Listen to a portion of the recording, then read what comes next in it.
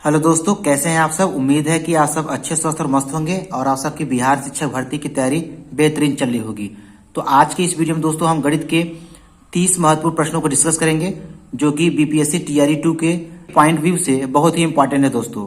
तो वीडियो को बिना स्किप किए अंत तक जरूर देखिएगा। चलिए शुरुआत करते हैं यहाँ पे पहले प्रश्न से।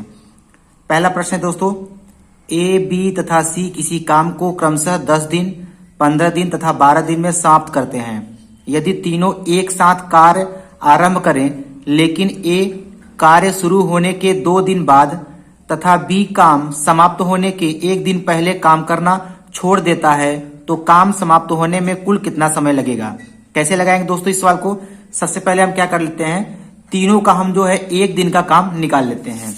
तो यहाँ पे देखिएगा दोस्तों, एक ए जो है काम पूरा करता है 10 दिन में, तो ए का 1 दिन का काम 1/10 हो जाएगा। इसी प्रकार से बी का 1 दिन का काम 1/15 होगा, सी का 1 दिन का काम 1/12 हो जाएगा। तो हम मान लेते हैं कि कुल काम जो है x दिन में पूरा होगा। तो चलिए कैसे निकालेंगे दोस्तों। यहाँ पे कुल काम जो है 1 के बराबर होता है। अब दोस्तों ए जो है केवल 2 दिन काम किया था और 2 दिन काम करके छोड़ के चला गया था, तो ए का 2 दिन का काम कितना होगा, 2/10 हो जाएगा। बी जो है, बी 1 दिन पहले काम देखिए छोड़ दिया था। बी जो है काम समाप्त होने के 1 दिन पहले छोड़ा है। इसका मतलब जितना दिन काम हुआ होगा उसका 1 दिन कम। तो बी का x-1 दिन का काम कितना होगा, x-1 बटा कितना हो जाएगा, 15 हो जाएगा। सी का x दिन का काम होगा x/12, बराबर लिखेंगे 1। कुल काम होगा कितना, 1। अब इसमें क्या करते हैं दोस्तों, x का मान निकाल लेते हैं। तो x का मान निकालने के लिए क्या करेंगे, यहाँ पे 10, 15, 12 का लघुत्तम लेंगे, आएगा 60। तो 10 छम 60 हो जाएगा, 6 दूनी 12, 15 चौका 60, 4 का गुणा इसमें करेंगे दोस्तों, 4x-1 हो जाएगा, प्लस 12 पंचे 60, 5x आ जाएगा। इसको सॉल्व करेंगे दोस्तों, तो सॉल्व करने पर x का मान आएगा 5 सही 7 बटा दिन। तो कुल काम कितने दिन में समाप्त होगा, 5 सही 7 बटा दिन में कुल काम जो है समाप्त हो जाएगा। तो देखते हैं दोस्तों कौन सा ऑप्शन इसमें मैच कर रहा है। तो पहला वाला इसमें उत्तर जो है मैच कर रहा है। दूसरा सवाल है दोस्तों, 30% तथा 20% की 2 क्रमिक बट्टे से 350 रुपए की वस्तु पर एक समतुल्य बट्टा क्या होगा। कैसे निकालेंगे दोस्तों, समतुल्य बट्टा निकालने के लिए दोस्तों यहां सूत्र लगाएंगे, x + y माइनस XY बटा कितना, 100। यहाँ पे x क्या है दोस्तों, x यहाँ पे 30% है और y जो है 20% है। तो इसी में वैल्यू रखेंगे। तो 30 + 20 माइनस 30 गुणते 20 हो जाएगा और बटे में कितना, 100। 30 20 50 हो जाएगा, माइनस 1 0 इससे कट जाएगा, 1 0 इससे कट जाएगा, तो 3 दूना कितना हो जाएगा, 6। 50 में से 6 घटाएंगे दोस्तों, कितना आएगा यहाँ पे, 44%। तो इनका समतुल्य बट्टा कितना होगा, 44%। ऑप्शन बी जो है इसका मैच कर रहा है। सवाल नंबर तीसरा है दोस्तों, यदि a/3 बराबर b/4 बराबर c/7 हो, तो a + b + c/c का मान किसके बराबर होगा। कैसे लगाएंगे दोस्तों, सबसे पहले हम तीनों के बराबर मान लेते हैं k। a/3 बराबर b/4 बराबर c/7 बराबर हमने मान लिया क्या, k। अब इसी में से हम a b c का मान निकाल लेते हैं। तो a का मान निकालेंगे दोस्तों, कितना आ जाएगा, a का मान निकालेंगे 3k आ जाएगा, और b का मान निकालेंगे कितना आ जाएगा दोस्तों, b का मान आ जाएगा 4k। फिर इससे निकालेंगे c का मान निकालेंगे दोस्तों, कितना आ जाएगा, 7k आ जाएगा। अब हमें इसका मान ज्ञात करना है, तो इसी में तीनों वैल्यू का मान हम रखेंगे। तो यहाँ पे हो जाएगा a + b + c बटा कितना, c। a का मान आया दोस्तों 3k, प्लस b का मान 4k, c का मान 7k बटे 7k। इसको सॉल्व करेंगे दोस्तों, 4 3 7, 7 7 14, 14k बटा कितना, 7k। k से k कैंसिल हो जाएगा, 7 दूनी 14। तो इसका मान कितना आएगा दोस्तों, 2 आएगा। तो 2 जो है इसका सही उत्तर हो जाएगा। ऑप्शन बी जो है इसका मैच कर रहा है। सवाल नंबर चौथा है दोस्तों, इसको हल करना है, हल करके बताना है कि इसका मान कितना आएगा दोस्तों। यहाँ पे देखिएगा दोस्तों, केवल 2 संख्या का प्रयोग हुआ है, 3.6 और 3.4 का। तो यहाँ पे हम इसका स्क्वायर करके घटाएंगे नहीं, समय ज्यादा लग जाएगा। तो क्या करेंगे, यहाँ पे इसको हम मान लेते हैं a, इसको मान लेते हैं b। तो यहाँ सूत्र बन जाएगा a² - b²। तो इसका सूत्र होता है पहले कोष्टक में a + b, दूसरे कोष्टक में a - b। तो पहले एक बार इन दोनों को क्या करते हैं, जोड़ लेते हैं। तो 3.6 प्लस 3.4। और एक बार इनको क्या करते हैं दोस्तों, घटा लेते हैं। 3.4 बटे नीचे दिया है 3.6 प्लस 3.4। तो ये तो पूरी राशि इससे कट जाएगा, तो बचेगा कितना, 3.6 में 3.4 घटा देंगे, कितना आएगा, 0.2 आएगा। तो इसका सही उत्तर होगा 0.2। पहला वाला इसका उत्तर मैच कर रहा है। सवाल नंबर 5वां है दोस्तों, निम्नलिखित को अवरोही क्रम में लिखिए। 3/5, 7/9, 11/13। इसको अवरोही क्रम में लिखना है दोस्तों। इसको अवरोही क्रम में लिखने के लिए दो विधियां होती हैं। पहला, इसको भाग करके हम इसको सॉल्व कर सकते हैं, या इनके हर को बराबर करके, लसाले के हर को बराबर करके भी हम जो है अवरोही क्रम में लिख सकते हैं। तो हम यहाँ आपको भाग करके बताएंगे, इसको अवरोही क्रम में लिखना सिखाएंगे। तो सबसे पहले 3/5 को यहाँ भाग करेंगे तो आएगा 0.6 आएगा। 7/9 को भाग करेंगे तो आएगा 0.77 आएगा। 11/13 को भाग करेंगे तो आएगा 0.84। अब अवरोही क्रम में लिखना है दोस्तों, तो अवरोही क्रम होता है बड़े से छोटे। तो सबसे बड़ा मान ये है, तो यहाँ पे पहले लिखेंगे 11/13। इसके बाद दोस्तों इससे छोटा कौन है, इससे छोटा ये 7/9 है, तो 7/9 लिख लेंगे। और सबसे छोटा कौन है यहाँ पे, 3/5 है। तो इसका अवरोही क्रम होगा 11/13, 7/9, 3/5। देखते हैं दोस्तों कौन सा ऑप्शन इसमें मैच कर रहा है। तो इसमें देखिएगा दोस्तों, सी वाला जो है इसका उत्तर मैच कर रहा है। अगला सवाल है दोस्तों, निम्नलिखित में से कौन सा कथन असत्य है। इसमें दोस्तों कौन सा कथन असत्य है वही बताना है। तो चलिए पहला देखते हैं, दो सम संख्याओं का योग सम होता है। दो सम संख्याओं का योग सम होता है, तो चेक कर लेते हैं। कोई भी दो सम संख्या ले लेते हैं दोस्तों, इनको जोड़ते हैं तो देखते हैं क्या सम संख्या आता है। 4 2 6। और कोई चेक कर लेते हैं, 8 + 2 10 हो गया, 10 + 4 14 हो गया। सम संख्या को जोड़ेंगे तो हमेशा इनका योग क्या आएगा, सम संख्या आएगा। तो पहला वाला कथन तो सत्य है। दूसरा वाला कथन देखते हैं दोस्तों, दो विषम संख्याओं का योग हमेशा सम होता है। यहाँ पे हमेशा लगाया है दोस्तों। दो विषम संख्या ले लेते हैं कोई भी, जैसे 1 और 3, इनको जोड़ेंगे कितना आएगा, 4 आएगा। और 3 और 5 कितना आ जाएगा, 8 आ जाएगा। 7 और 5 कितना आ जाएगा, 12 आ जाएगा। 9 और 7 कितना आ जाएगा, 16 आ जाएगा। तो हम यहाँ पे देख रहे हैं दोस्तों, दो विषम संख्या को जोड़ने पर हमेशा इनका योगफल क्या आ रहा है, सम संख्या आ रहा है। तो दूसरा वाला भी इसमें क्या हो जाएगा, सही हो जाएगा। तीसरा वाला देखते हैं दोस्तों। तीसरा वाला कहता है, दो विषम संख्याओं का गुणनफल सदैव सम संख्या होता है। तो यहाँ पे कोई भी दो विषम संख्या ले लेते हैं, जैसे 1 गुणते 3, गुणा करेंगे कितना आएगा, 3 आएगा। और कोई ले लेते हैं दोस्तों, 3 गुणते 5 ले लेते हैं, तो 3 × 5 = 15 आ जाएगा। 7 गुणते 5 ले लेंगे तो 7 × 5 कितना आ जाएगा, 35 आ जाएगा। और कोई चेक कर लेते हैं दोस्तों, जैसे 3 गुणते 7 ले लिया, 3 × 7 = 21 आएगा। तो यहाँ पे हम देख रहे हैं दो विषम संख्या को गुणा किया दोस्तों, तो गुणनफल क्या मिल रहा है, विषम संख्या ही मिल रहा है। यहाँ भी विषम संख्या मिला, यहाँ भी विषम संख्या मिला, यहाँ भी विषम संख्या मिला। इसका ये मतलब है दोस्तों, तीसरा वाला कथन जो है असत्य है।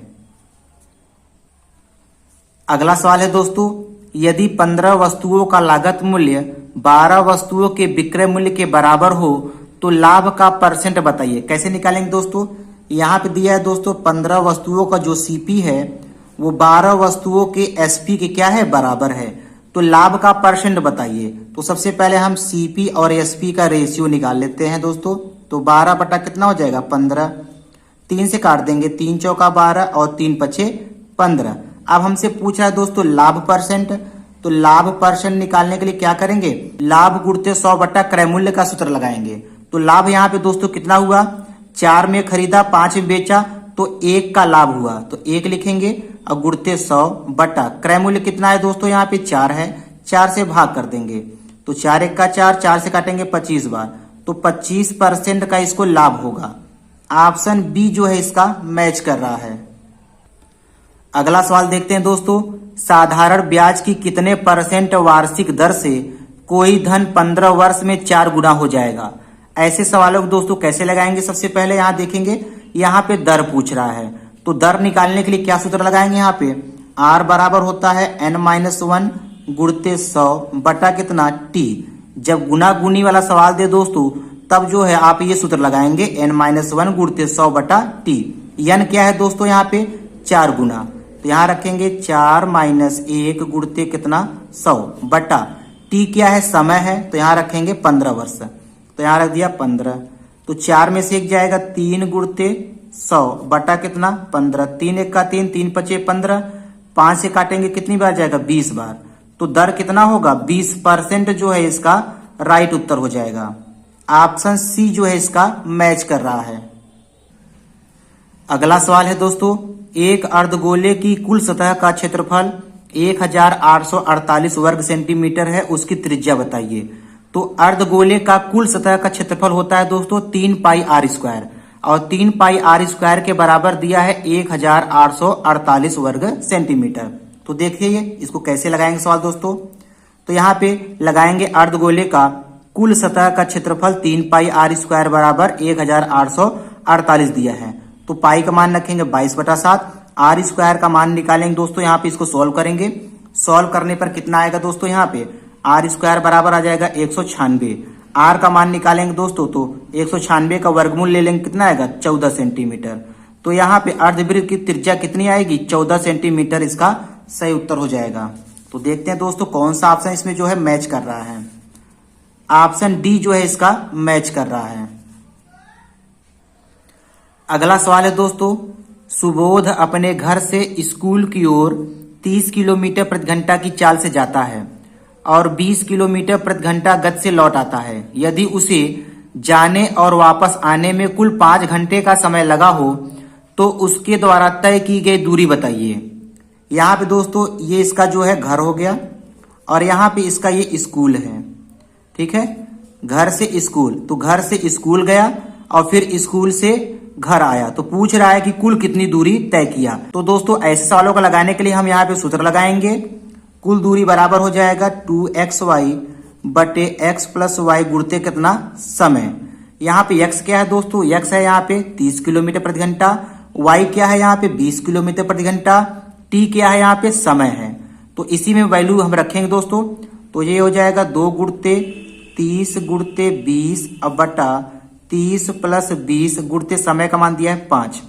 तो इसको सॉल्व करेंगे दोस्तों, कितना आ जाएगा 2 गुणते 30 गुणते 20 अब बटा 30 20 50 हो जाएगा, और गुणते कितना 5, 5 1 का 5, 15 में 50, तो 10 1 का 10, 10 दूनी 20, तो 2 दूना 4 हो जाएगा, और 30 में 4 का गुणा करेंगे दोस्तों, कितना हो जाएगा 120 किलोमीटर। तो उसने कुल कितनी दूरी तय किया था 120 किलोमीटर की दूरी तय किया था। पहला वाला ऑप्शन इसका मैच कर रहा है। यदि दोस्तों यही सवाल हो और आपसे केवल ये पूछे कि घर से स्कूल की दूरी कितनी है, घर से स्कूल की दूरी कितनी है, तो यहाँ पे हम क्या कर देंगे दोस्तों 120 का आधा कर देंगे, 120 का आधा कर देंगे, तो घर से स्कूल की दूरी पता चल जाएगी 60 किलोमीटर। ठीक है दोस्तों। अगला सवाल है दोस्तों, मैं अपने पुत्र से 3 गुनी आय का हूं, 15 वर्ष बाद मैं अपने पुत्र की 2 गुनी आयु का हो जाऊंगा, तदनुसार हम दोनों की आयु का योग कितना होगा। कैसे निकालेंगे दोस्तों, यहाँ पे पिता है और पुत्र है। यदि पुत्र की आयु दोस्तों x वर्ष मान ले तो पिता की आयु कितनी हो जाएगी 3x हो जाएगा। अब यहाँ पे कहता है कि 15 वर्ष बाद, तो 15 वर्ष बाद सबसे पहले हम दोनों की आयु निकाल लेते हैं। तो 15 वर्ष बाद पिता की आयु कितना होगा दोस्तों 3x प्लस कितना हो जाएगा 15, और 15 वर्ष बाद पुत्र की आयु हो जाएगा x प्लस 15। अब यहाँ पे कहता है कि 15 वर्ष बाद मैं अपने पुत्र की 2 गुनी आयु का हो जाऊंगा। इसका मतलब है पुत्र की आयु में 2 का गुणा कर देंगे और बराबर लगा देंगे दोस्तों यहाँ पे। अब इसी को सॉल्व कर लेंगे, तो 3x प्लस 15 बराबर 2x प्लस कितना हो जाएगा 30। तो 2x दोस्तों इधर आएगा, तो 3x में घट जाएगा, कितना बचेगा 1x, इधर बचेगा 30, और 30 में से 15 घटाएंगे दोस्तों, कितना आ जाएगा 15। तो x का मान कितना आ गया 15। तो पुत्र की आयु यहाँ पे कितना आ गया 15 वर्ष पुत्र की आयु हो गया। पिता की आयु कितना होगा दोस्तों, पिता की आयु 3x है, तो 15 में 3 का गुणा कर देंगे, कितना आएगा 45 वर्ष। पिता 45 वर्ष, पुत्र 15 वर्ष। हमसे पूछ रहा है कि दोनों की आयु का योगफल बताइए। तो 15 प्लस 45 जोड़ देंगे दोस्तों, 5 5 10, 4 1 5 1 6, 60 वर्ष हो जाएगा दोनों की आयु का योगफल। तो 60 जो है इसका सही उत्तर हो जाएगा। ऑप्शन बी जो है इसका सही उत्तर हो जाएगा। अगला सवाल देखते हैं दोस्तों। इस प्रकार से दोस्तों रूस जो है मॉस्को से संबंधित है, उसी प्रकार से जर्मनी जो है किससे संबंधित होगा। तो यहाँ पे हम दोस्तों जानते हैं कि रूस की राजधानी क्या होती है, मॉस्को होती है। रूस की राजधानी मॉस्को होती है। और जर्मनी की राजधानी क्या होती है, जर्मनी की राजधानी दोस्तों बर्लिन होती है। तो इसका सही उत्तर हो जाएगा बर्लिन। अगला सवाल है दोस्तों, एक पंक्ति में हरीश का स्थान दाएं से 12वां स्थान है तथा बाएं से 17वां स्थान है, तो पंक्ति में कुल कितने बच्चे हैं। तो पंक्ति में कुल बच्चे निकालने के लिए दोस्तों सूत्र लगाएंगे T बराबर m + n - 1। m क्या है, दाएं से स्थान है, n क्या है, बाएं से स्थान है। तो इसी सूत्र में हम दोस्तों वैल्यू रखते हैं। तो T बराबर हो जाएगा, दाएं से स्थान दिया है 12वां, 12 प्लस बाएं से स्थान दिया है 17वां, 17 - 1। तो T बराबर 17 12 29 - 1 बराबर 28। तो कुल कितने बच्चे हैं दोस्तों, 28 बच्चे। तो पहला वाला इसका उत्तर जो है मैच कर रहा है।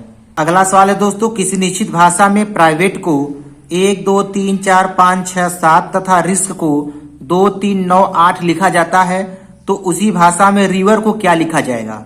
तो रिवर का कोड हो जाएगा दोस्तों, इसी कोड में से हम देखेंगे रिवर का कोड क्या होगा। तो जैसे देखिएगा दोस्तों, आर का कोड यहाँ पे 2 है, तो यहाँ लिख लिया 2। आई का कोड क्या है दोस्तों, आई का कोड यहाँ पे देखिए दूसरे पर है, ये दूसरे पर है, तो आई का कोड हो जाएगा कितना, 3। वी का क्या कोड होगा, वी देखिए यहाँ पे 1 2 3 चौथे स्थान पर है, तो इसका चौथा स्थान क्या होगा, 1 2 3 4, तो वी का कोड हो गया 4। ई का कोड क्या होगा दोस्तों, ई यहाँ पे लास्ट में है, तो यहाँ भी ई जो है यहाँ पे लास्ट में होगा, तो ई का कोड हो जाएगा यहाँ पे 7। आर का क्या कोड होगा दोस्तों, आर का कोड होगा कितना, 2। तो रिवर को क्या लिखा जाएगा दोस्तों, 23,472, इसका सही उत्तर हो जाएगा। अगला सवाल देखते हैं दोस्तों, श्रृंखला को पूरा कीजिए। यहाँ पे एक श्रृंखला दिया है दोस्तों, बताना है कि ये क्वेश्चन मार्क के स्थान पर कौन सा जो है संख्या आएगी। कैसे लगाएंगे दोस्तों, सबसे पहले यहाँ देख लेते हैं कि सीरीज क्या चल रही है। यहाँ पे देखिएगा 1 के बाद 3 आया, और 3 के बाद 5, 5 के बाद फिर क्या आया, 7 आ गया। तो 1 के बाद 3 आया, इसका मतलब 1 में हम 2 जोड़े तो 3 आया, 3 में 2 जोड़ा 5 आया, 5 में 2 जोड़ा 7 आया, तो 7 में 2 जोड़े दोस्तों कितना आ जाएगा, 9 आ जाएगा बटे। अब हर में देख लेते हैं दोस्तों कैसे लगेगा, 2 दूना 4 हो गया, 4 दूनी 8 हो गया, 8 दूनी 16 हो गया, तो 16 दूना कितना होगा यहाँ पे 32। तो 9/32 जो है इसका सही उत्तर हो जाएगा। बी वाला जो है इसका उत्तर मैच कर रहा है। तो आज के इस वीडियो में दोस्तों इतना ही। वीडियो पसंद आया हो तो वीडियो को लाइक शेयर और सब्सक्राइब जरूर कीजिएगा, क्योंकि आपका एक लाइक और एक शेयर दोस्तों हमें मोटिवेट करता है नेक्स्ट वीडियो बनाने के लिए। मिलते हैं दोस्तों नेक्स्ट वीडियो में, धन्यवाद।